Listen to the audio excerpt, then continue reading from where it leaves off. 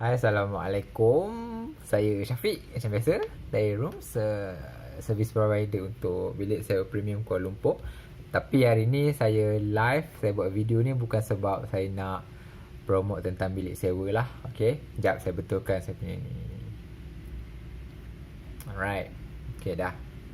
Okay, so hari ni sebab ada yang DM saya tanya macam mana saya bahagikan masa saya antara buat bisnes dengan makan gaji. Sebab sekarang ni saya masih seorang yang makan gaji lah, masih lagi seorang kaki tangan kerajaan, dan pada masa yang sama saya juga menjalankan bisnes secara part time, iaitu bilik sewa premium dekat Kuala Lumpur lah. Alright, so disclaimer awal-awal, benda ni bukan saya nak bagi tahu saya bagus ke apa, tapi saya cuma berkongsi apa yang saya buat ataupun apa yang saya praktis setiap hari.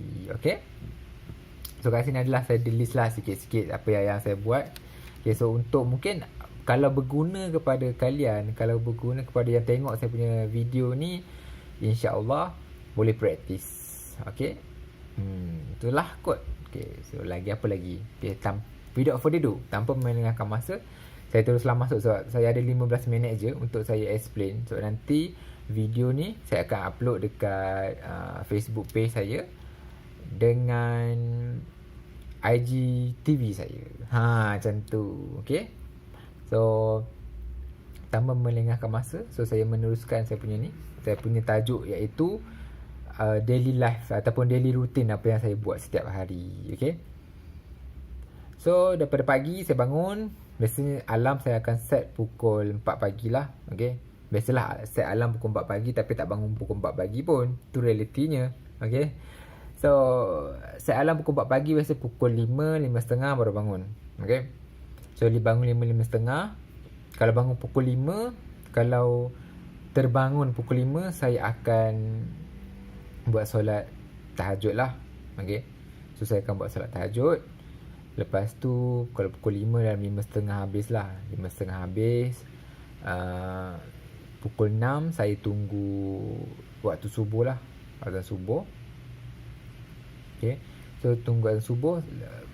Bangun je pukul 5.30, pukul 5 tu biasa saya akan WhatsApp mak saya dulu. Okay, WhatsApp mak, WhatsApp ayah dululah, tanya khabar semua tu. Lepas tu, walaupun saya tak tahulah diorang dah bangun ke belum, tapi biasanya diorang bangun awal juga. Lepas tu saya ke WhatsApp, tanya khabar, sebab benda yang saya ni saya alami sendiri. Apa yang saya belajar, yang saya pergi dekat kelas Dr. Azizan, iaitu kelas IMKK, Intensif Magnet Kejayaan dan Kekayaan.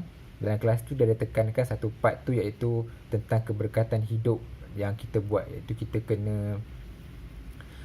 kena buat baik kepada ibu bapa, sebab mereka adalah kita punya penentu kejayaan kita. Okay, mereka adalah penentu yang kita berjaya ataupun tak, macam minta restu lah, dapat restu daripada mereka. Okay, so sebelum ni macam tahun 2018, tahun 2019, saya sangat busy dengan rumah sewa jujurnya. Jadi saya WhatsApp diorang ataupun call diorang kadang-kadang mungkin seminggu sekali macam tu je. Tapi lepas saya pergi kelas tu, saya nak alami sendiri benda tu. Jadi saya buat benda tu setiap hari. Saya akan message mak saya, ayah saya setiap hari. Setiap pagi saya akan tanya khabar semua tu. Okay, so sampai hari ni lah saya masih praktis, dan Alhamdulillah bezanya sebelum saya buat benda tu dan selepas saya buat benda tu, iaitu sebelum saya buat benda tu, biasa saya akan rasa walaupun saya ada duit yang banyak, bukanlah nak cakap duit yang banyak lah, walaupun saya berduit ataupun macam hidup saya tak ada mengalami kesukaran hidup dari segi kewangan ke apa, tapi saya rasa kosong. Saya rasa macam ada benda yang tak complete dalam hidup saya. Okay, tapi lepas saya WhatsApp mereka, message mereka tiap pagi, so saya rasa macam benda tu terubat sikit lah, macam kurang lah sikit benda tu. Okay, so far macam rasa betul lah, maksudnya saya dapat ketenangan dekat situ daripada keramat hidup saya jugalah. Macam tu. Alright, so itulah part pertama lah. Bila saya bangun pagi, saya akan message mak saya, WhatsApp ayah saya dulu, walaupun dia orang duduk satu rumah. Duduk sebelah-sebelah je, tapi saya akan WhatsApp dua-dua juga, tanya khabar. Itulah. Kadang-kadang diorang balas pukul 8, 8.30. Lepas diorang pergi jogging tu, lepas diorang balik jogging, baru diorang akan reply saya punya WhatsApp. Sekejap saya alihkan sikit bagi terang. Okay. Sebab mak dengan ayah saya diorang dah pencen 2018 kot kalau saya tak silap, 2018 atau 2019 macam tu lah. So lepas diorang dah pencen, diorang duduk kat rumah je lah, duduk kat rumah menguruskan rumah, macam tu lah dia punya tu. So lepas diorang pagi-pagi mesti diorang pergi jogging lah, pergi jogging dulu. Lepas tu lepas balik tu baru diorang reply WhatsApp lah biasanya. Okay. So saya bangun pagi, lepas tu WhatsApp mak dengan ayah. Lepas tu saya buat solat tahajud. Lepas solat tahajud sebelum subuh, biasanya yang sebelum ni setiap hari Jumaat sebelum subuh saya akan bersedekah dulu. Bersedekah sebab yang saya baca ustaz bagi tahu sebaik-baik sedekah adalah sedekah pada hari Jumaat, dan sebaik-baik waktu sedekah pada hari Jumaat tu adalah sebelum waktu subuh. Jadi saya amalkan apa yang ustaz bagi tahu, dan yang paling baik adalah sebenarnya kita sedekah setiap hari sebelum waktu subuh. Dan sekarang saya sedang macam tengah nak usahakan benda tu. Saya nak sedekah setiap hari sebelum waktu subuh. Okay. So itulah dia punya rutin. Lepas bangun pagi, solat tahajud, saya sedekah. Lepas tu saya solat subuh. Lepas solat subuh, saya akan keluarkan barang-barang dekat peti sejuk untuk masak. Sebab saya sejak PKP saya start masak. Sebenarnya sebelum PKP saya tak masak sebab saya punya daily life tu agak busy. Macam busy lah, sebab busy macam dengan benda-benda rumah sewa. Sekarang macam alhamdulillah saya ada tim saya sangat membantu, dan saya ada lebihan, macam ada sedikit masa lah untuk saya masak semua tu. So saya macam bersyukur sangat lah dengan tim saya yang saya ada tu. Okay. So lagi lepas solat subuh, saya akan keluarkan barang-barang dekat dapur untuk masak. So kalau macam saya masak nasi tu biasanya masak nasi goreng tu, biasa malam tu saya akan masak nasi dulu. Lepas tu nasi tu saya biar je lah sejuk sampai pagi tu. Alright. So lepas tu masak je lah. Masak, potong bawang semua tu. Kadang-kadang saya dah sediakan siap-siap malam tu, ataupun pagi sebelum. Kalau saya bangun terlebih awal, saya akan sediakan barang-barang dulu. Saya akan sediakan barang-barang masak, saya potong dulu. Lepas subuh baru saya start masak. Kalau tak tu saya terus potong masak lah kiranya. Lepas subuh lah baru tu. Lepas subuh apa lagi ya?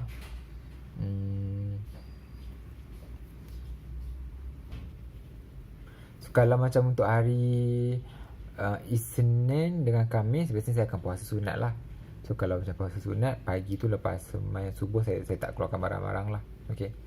So mungkin kalau macam untuk buka puasa tu, mungkin ayam ke apa-apa, saya akan bawa keluar daripada freezer atas tu, saya letak kat bawah. So nanti saya balik kerja pukul 5, pukul 6 macam tu, saya akan masak. Okay, macam tu. Lepas tu kalau biasa Isnin dengan Khamis saya puasa lah biasanya 2 hari tu. Dia macam kalau sebab saya praktis ni daripada dulu, daripada saya sekolah menengah lagi, saya puasa Isnin Khamis. Bila saya, kalau seandainya lah, kalau saya rasa macam tak puasa, saya mungkin ada jamuan kat office ke apa, hari tu dia akan rasa lain. Dia akan rasa macam betul lah, mungkin sebab perut kita, mungkin mindset saya dah bagi tahu dekat perut yang hari Isnin dengan Khamis saya akan puasa. Macam hari ni hari Rabu, esok hari Khamis saya akan puasa lah. Okay. Kalau saya sempat saya sahur, kalau tak sempat saya minum air je. Macam tu lah dia punya tu. Lepas tu Isnin puasa Isnin Khamis saya puasa. Lepas tu lepas masak, sementara macam nak tunggu masak ke apa, kalau saya sempat jemur baju, saya jemur baju dulu lah. Biasanya sempat je jemur baju tu. Malam tu sebelum tidur biasanya saya akan basuh baju dulu. Lepas tu pagi bangun, lepas masak tu, sementara nak tunggu masak, macam tunggu mungkin air kering ke apa semua tu, so saya jemur baju dulu sementara nak tunggu masakan tu masak. Yang tu, right? So Apa lagi? Yang tu je lah kot untuk pagi. Oh, lupa. Sebelum tu, lepas saya, biasanya kalau lepas saya solat tahajud dengan solat subuh, saya akan on. Yang ni, ilmu ni saya dapat daripada Nelofa. Saya dengar dia punya, saya tak ingatlah ceramah ke apa, tapi dia Nelofa, dia cakap setiap kali dia bangun subuh, dia akan adakan satu dekat YouTube, tak kisahlah YouTube ke phone ke sendiri ke apa, dia ada subuh playlist. Maksud dia setiap pagi lepas dia bangun, dia akan mainkan playlist subuh tu. Untuk saya, apa yang saya ada dekat playlist subuh saya adalah, pertama, Asmaul Husna. Lepas tu apa lagi ya? Al-Maksurat, Ratib Al-Atas, ayat kursi. Kalau nak tambah Yasin pun boleh tambah Yasin. Macam tu. So pagi tu saya akan mainkan benda tu lah. Saya akan mainkan. Kalau yelah, biasanya tengah masak tu, saya ikut je lah apa, macam kalau nak cakap intonasi, zikir-zikir tu saya follow je lah, kira terus. Alright.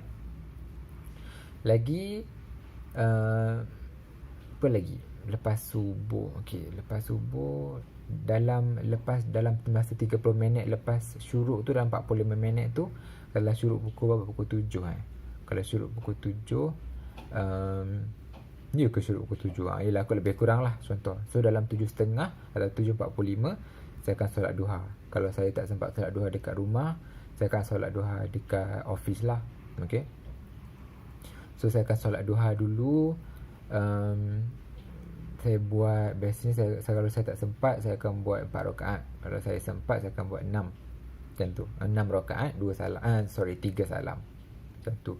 Sebab bagi saya, solat duha ni adalah sangat penting. Sebabnya dia mencukupkan rezeki kita pada hari tu. Saya terang sikit lah tentang solat duha ni. Sebenarnya ada orang dia salah faham. Dia ingat bila kita solat duha, kita akan dapat rezeki yang melimpah ruah. Itu sebenarnya salah. Dia sebenarnya solat duha tu dia nak menyebabkan kita rasa cukup apa yang Allah bagi kita pada hari tu. Contoh, macam hari ni, ada seorang je yang tanya tentang bilik sewa saya. So tu adalah rezeki yang Allah telah tetapkan kepada saya.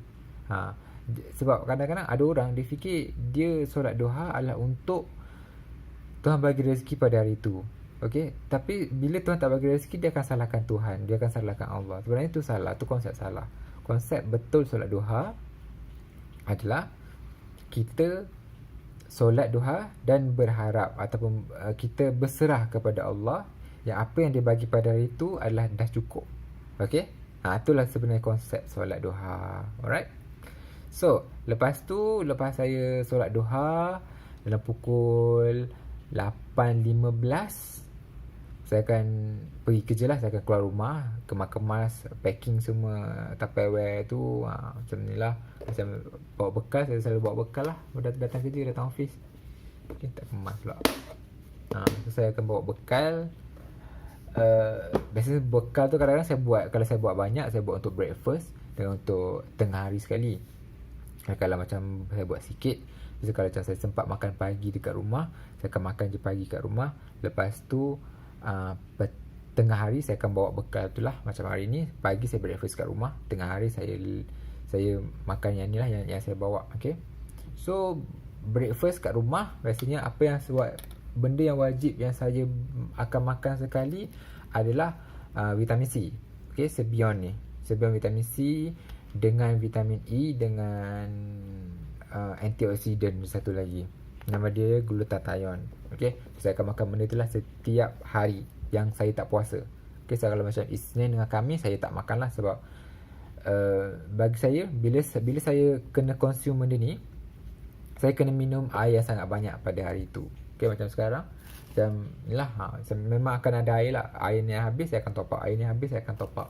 Sebabnya bagi saya air tu sangat penting. Lagi-lagi bila saya makan vitamin C, makan suplemen tu semua.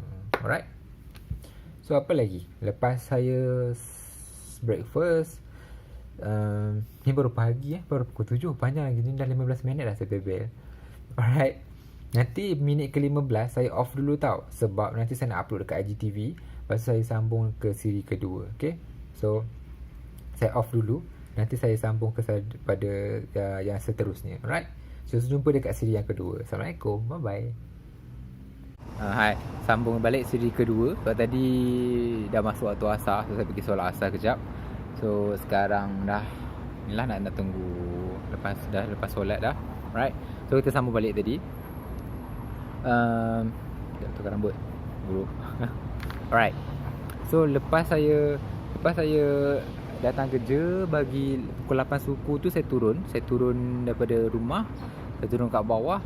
Lepas tu saya akan bagi makan burung lah. Makan burung. Biasa dekat bawah, dekat depan kondo saya tu ada burung. Bagi makan burung 8 suku dalam 8.30, 8.25, 8.30 macam tu. Saya baru gerak pergi kerja. Okay. So saya baru bergerak pergi kerja. Itu je lah kot. Sebab bagi saya yang kenapa saya bagi makan burung, sebabnya bagi saya mereka ada juga mereka yang mendoakan kemurahan rezeki kita. Tu saya punya pendapat lah. Right. So 8 suku pergi kerja 8.25 pergi kerja dalam pukul 8.45, 8.50 biasa sampailah kerja dalam 20 minit lah. Sebab office saya dekat PJ. Office yang betul-betul yang kerajaan punya dekat PJ. Yang bilik sewa tu yang dekat Kampung Baru. Okay. So saya pergi 8.45 sampai. Saya masuk kerja macam biasa. Saya settlekan kerja mana yang tertunggak dulu, yang tertangguh. Lepas tu baru saya siapkan kerja lain lah. Maksudnya sebab bila saya upload story dekat IG story, saya upload benda-benda macam-macam lah dekat IG story. So ada orang tanya, Syafiq ni tak kerja ke? Ataupun sampai satu tahap ada orang tanya, berkat ke gaji waktu kerja buat benda lain? Okay. So kena faham satu benda. Dekat office saya konsep kerja adalah dia result oriented. Okay, result oriented, dia bukan flow oriented. Maksud result oriented tu adalah macam ni. Katakanlah bos bagi satu kerja dan dia nak siapkan sebelum pukul 6 hari ni.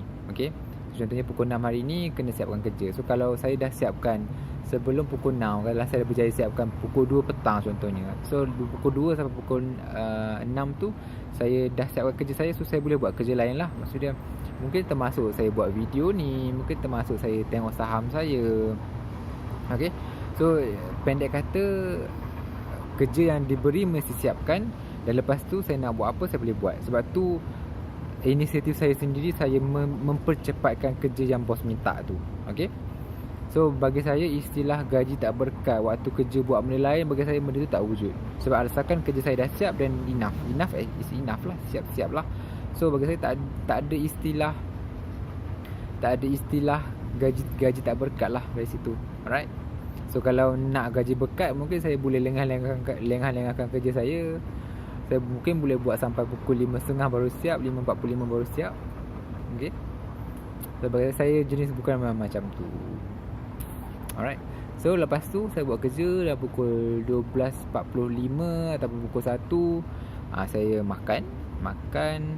Lepas tu tak tipu. Saya tak makan. Saya tidur dulu. Biasanya saya akan, nama dia kalwah. Jatuh dalam 12, dalam pukul 1 suku ataupun 1.30 saya akan tidur. Lepas tu saya akan bangun lah. Kalau macam 1 suku saya tidur, saya bangun saya makan dulu. Lepas tu baru saya solat Zuhur. So dalam 1.30 saya masuk buat kerja saya balik. Sebab saya biasa tak rehat lama pun. Rehat saya tidur 15 minit. Lepas saya makan 10 minit macam tu. So saya semayang 10 minit macam tu lah. Okay. So lepas tu masuk kerja 1.30, 1.45, pukul 2 saya start kerja saya balik. Saya kerja, saya buat apa? Kalau kerja saya dah siap ataupun tak ada kerja saya yang tertangguh, saya buat lah macam update status. Saya lah bahan-bahan yang saya untuk baca ataupun benda-benda yang saya boleh buat untuk saya bagi manfaat pada orang lain. Macam sekarang lah, macam kerja saya dah siap pagi tadi pukul 12 saya dah siap. So kerja saya pukul 12 dah siap. Saya buat inisiatif saya sendiri, saya rekod video ni kepada kalian. Okay. So katakanlah kalian yang mungkin kerja yang macam saya kerja kat hospital dulu, saya busy, tak ada masa semua tu. Jadi mungkin kita boleh curi-curi masa sikit untuk pergi solat duha. Tapi kita ganti balik lah benda tu. Alright. So apa lagi, pukul 2 sampai pukul 5, pukul 6 lah. Biasa saya balik pukul 6. Pukul 6 saya balik. Lepas tu saya akan pergi ke office saya yang bilik sewa tu, satu lagi yang dekat Kampung Baru tu. Saya biasa tak akan balik terus kat rumah lah. Saya tak pergi setiap hari lah. Mungkin dalam 2 hari sekali saya akan pergi. Sebab biasanya saya akan balik, saya masak juga. Kalau macam hari-hari puasa, saya akan balik rumah untuk masak, untuk buka puasa lah. Kecuali kalau hari tu dah ada macam, mungkin ada orang bermurah hati nak bagi saya makanan. Selalu ada jugalah orang macam dekat office, kadang-kadang dia orang belanja makan apa. Saya tak masak lah untuk hari tu, untuk buka puasa saya makan yang tu je. Okay. Lepas tu pukul 6, kalau saya pergi office pukul 6, pukul 8, dalam pukul 8, pukul 9 saya akan balik. Pukul 9 macam tu lah, biasa pukul 9 lah saya balik, 9.10 macam tu. Okay. So balik pukul 10. Yang ni saya cerita kalau saya pergi office lah. Saya balik pukul 10, biasanya saya akan mandi, lepas tu tidur. Tapi sebelum tidur tu, biasanya saya akan dengar Al-Muq dulu. Al-Muq biasanya bacaan daripada Ustaz Uwais Corny. Kalau tengok dekat Facebook page dia, selalu Uwais Corny lah.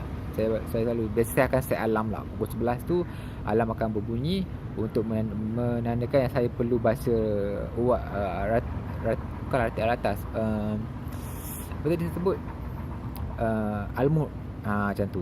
Okay. So saya tidur pukul 11, tidur 11 sampai pukul 4. Saya set alarm sampai pukul 4 lah. Okay. Kalau seandainya kalau hari tu saya rasa macam saya ada sangat banyak idea apa yang saya nak buat, biasanya saya akan stay back dekat office yang dekat Kampung Baru tu sampai mungkin pukul 11 sampai pukul 12. Tapi setiap malam insya-Allah saya tak akan tinggalkan Al-Muq tu lah. Saya akan baca sebelum saya tidur. Okey. Apa lagi? Itu je lah kot rasanya saya punya rutin. So saya tidur pukul 4 saya bangun. Taklah bangun pukul 4, alarm bunyi pukul 4, tapi bangun biasa pukul 5, 4.30, pukul 5, 5.30. Macam tu lah. Lepas tu macam tu je lah daily routine saya. Tak ada benda yang best sangat lah pun. Cumanya bagi saya amalan-amalan yang saya praktiskan tu sedikit sebanyak membantu rezeki saya, membantu apa yang saya ada pada hari ni, membantu terutamanya tentang keberkatan daripada saya punya mak, daripada saya punya ayah pertama. Lepas tu sedekah, insya-Allah lepas ni setiap pagi sebelum subuh saya akan buat sedekah. Kalau tanya saya macam mana nak buat sedekah sebelum subuh, okey. So sekarang dah masuk tahun 2020, dah masuk tahun 2021. Banyaknya sekarang dah zaman online. So kita online saja benda tu. Okey, so kalau macam kalian nak tahu tentang macam nak sedekah pagi-pagi tu, saya cadangkan boleh PM je saya ataupun tengok Facebook page Abang Abu, nama dia Abang Abu. Yang tu saya punya mentor kewangan lah, salah seorang mentor kewangan saya yang dia tekankan sangat banyak tentang agama. Okey, sebab dia cakap bisnes ni bukan tentang sales and marketing sahaja. Okey, sales ni adalah berkaitan dengan agama juga. Agama dengan Allah, dengan ibu bapa kita, semua tu. So semua benda-benda tu adalah sangat penting. Okay, so sebab benda-benda tu lah yang menaikkan kita punya jualan. Bukan semata-mata manusia sahaja, dan bukan semata-mata strategi kita sahaja. Even kalau kita pergi kelas Dr. Azizan, yang saya perasan lah, macam bila saya pergi kelas, kebanyakan speaker-speaker dia akan menekankan tentang agama. Okay, bukan nak cakap sebab dia klise ke apa, tapi bagi saya benda tu betul. Bila kita tekankan tentang agama dalam hidup kita, kita jaga solat, kita jaga sedekah kita jaga hubungan kita dengan orang lain.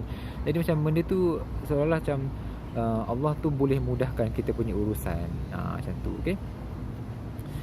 So tu je lah kot saya rasanya saya punya penerangan yang dalam saya punya rutin harian lah. So kalau kalian nak praktis, ambil mana yang saya praktis tu, boleh je, tak ada masalah. Kalau macam nak buat apa-apalah setiap hari, macam mungkin nak buat duha. Bagi saya duha tu saya tak akan tinggal. Okey, duha saya tak akan tinggal. Sebab benda-benda ni lama-lama kelamaan mungkin kita rasa macam tak selesa tau. Kita rasa macam kena solat duha, macam pukul 9 dah kena solat duha, pukul 7.30 dah kena semayang, Isnin kena puasa, macam esok Khamis kena puasa, macam penatnya lah macam tu. Tapi lama kelamaan bila kita praktis benda tu, suatu hari bila kita tak buat, kita akan rasa macam susah hati tau. Macam saya, bukan saya nak cakap saya bagus, tapi apa yang saya alami sendiri benda tu, macam kita rasa macam susah hati, macam tak solat lagi, puasa tak puasa hari ni, macam tu. Jadi macam kita akan ada feeling benda tu bila kita dah lama-lama biasa praktis, dah biasa buat, tapi seandainya suatu hari tu kita tak buat, so kita akan rasa benda-benda macam tu lah. Okay, so macam tu lah sebenarnya macam daily routine saya. Mungkin lepas ni apa yang saya nak improvekan adalah mungkin saya nak konsisten baca Quran. Sebab bila saya join kelas Tuan Fahdi Ghazali, Tuan Fahdi, dia banyak tentangkan, dia juga banyak tekankan tentang agama. Sama juga Abang Abu pun sama juga. Biasanya dia akan bagi tahu tentang agama, baca Quran, lepas tu sedekah, benda-benda macam tu. Bagi saya macam benda tu, mula-mula saya rasa macam betul ke benda ni. So bila saya praktis, alhamdulillah benda tu memang betul lah. Maksudnya kita punya rezeki tu alhamdulillah sangat senang. Dia macam sangat mudah dapat. Maksudnya kita tak ada satu tahap kita rasa macam susahnya nak dapat rezeki tu. So far alhamdulillah, apa yang saya rasa, walaupun saya tak pernah sepanjang hidup saya daripada kecil sampai sekarang, alhamdulillah saya tak pernah rasa macam struggle dari sudut kewangan peribadi saya. Tapi saya rasa benda-benda yang apa yang saya beritahu tadi sedikit sebanyak membantu apa yang saya ada pada hari ni. Okay, so saya harap macam kalau kalian kalau nak praktis, boleh praktis slow-slow. Sebab saya tak cakap lah apa yang saya beritahu hari ni esok terus nak buat. Tak. Sebab saya pun nak ubah pun susah juga. Saya nak berubah masa mula-mula dulu, saya nak start bersedekah dalam amount yang saya sedekahkan sekarang. Saya rasa macam sangat berat. Sejujurnya saya beritahu macam nanti kalau aku tak ada duit macam mana. Sampai tahap tu saya punya terfikir. Tapi bila lama kelamaan kita yakin dengan Allah, kita yakin dengan bila kita bagi, dia akan bagi balik benda tu dekat kita. So bila saya yakin benda tu memang betul benda yang saya yakin tu. Okay, so benda tu lah kot saya nak bagi tahu.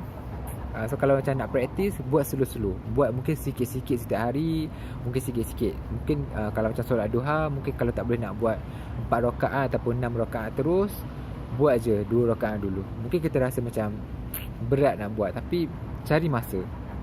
Lama kelamaan kita akan rasa macam benda tu adalah satu kewajipan. Okay, so nak bercakap tentang persekitaran, macam mungkin persekitaran kita tak ada orang solat duha. Bagi saya, okay, sejujurnya persekitaran saya tak ada juga benda-benda macam tu. Orang tak tahulah, sebab saya tak nampak kan. Jadi macam persekitaran saya tak ada orang yang solat duha. Yang saya nampak lah macam tak ada. Mungkin mereka buat secara sembunyi. Tapi saya tanamkan benda tu dalam diri saya sendiri. Saya kuatkan diri saya sendirilah. So lama-lamaan benda tu akan menjadi habit. Walaupun orang sekeliling kita tak ada yang buat benda tu, InsyaAllah lama-kelamaan kita akan rasa kita nak buat benda tu secara sendiri. Okay, so mungkin kalau kalian rasa macam down, mungkin boleh tengok balik video saya ni. Mungkin rasa macam malangnya aku nak solat, macam susahnya aku nak bersedekah, tengok balik video saya. InsyaAllah sedikit sebanyak mungkin saya boleh menjadi sebahagian daripada circle secara kecil tu. Okay, so saya rasa itu sahaja kot, sebab dah menghampiri 15 minit. Sebab nanti saya nak uploadkan video yang siri kedua ni dekat IGTV saya juga. So insyaAllah kita jumpa lagi. Tengoklah kalau macam ada banyak-banyak soalan yang macam ni. Daily routine saya ni sebenarnya saya dapat banyak PM daripada pembaca lah kot, yang orang yang follow saya. Jadi lah saya semua kongsi lah, daripada saya share seorang-seorang macam penat lah juga saya kongsi seorang-seorang. Jadi better saya buat video macam ni, kalian boleh tengok. So kalian boleh manfaatkan apa yang saya kongsi lah, InsyaAllah lah, kalau benda tu bermanfaat. Kalau rasa macam apa yang saya bagi tahu ni tak ada manfaat, kalau boleh jangan follow langsung. Sebab yelah, kalau kalian tak yakin dengan benda tu, tak perlu follow. Alright, saya rasa itu sahaja kot. Sahaja daripada saya. InsyaAllah kita jumpa lagi. Kalau ada nak tanya soalan ke apa tentang agama, jujurnya saya tak tahu sangat lah tentang agama. Tapi apa yang saya praktis ni, yang cikgu-cikgu saya beritahu, so saya just follow apa yang mereka beritahu, dan saya percaya kepada proses tu. Okay, so insyaAllah kita jumpa lagi. Kalau ada soalan nak tanya, boleh je PM dekat inbox ataupun reply komen dekat bawah ni. InsyaAllah kita jumpa lagi. So Assalamualaikum warahmatullahi wabarakatuh. Bye bye, jumpa lagi.